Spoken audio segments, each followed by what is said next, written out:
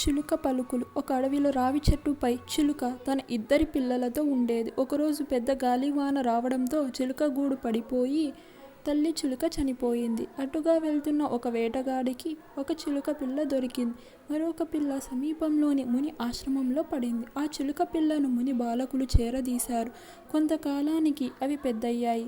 ఒకరోజు ఆ ప్రాంతరాజు అడవిలో వేటకు వెళ్తుండగా వేటగాడి వద్ద పెరిగిన చిలుక రాజును చూసి ఎవడో వస్తున్నాడు, తరిమేయండి వాడిని అంటూ అరిచింది. రాజుకు ఆ చిలుకపై అసహ్యం వేసి ముందుకు కదిలాడు. కొంత దూరం వెళ్ళేసరికి ముని ఆశ్రమం కనిపించింది.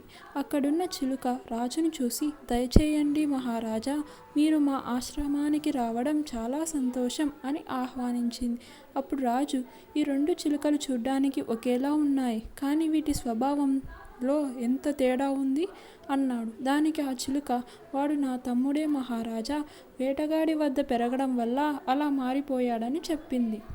ఈ కథలో నీతి ఏమిటంటే పెరిగిన వాతావరణం బట్టే ప్రవర్తన ఉంటుంది. Thank you.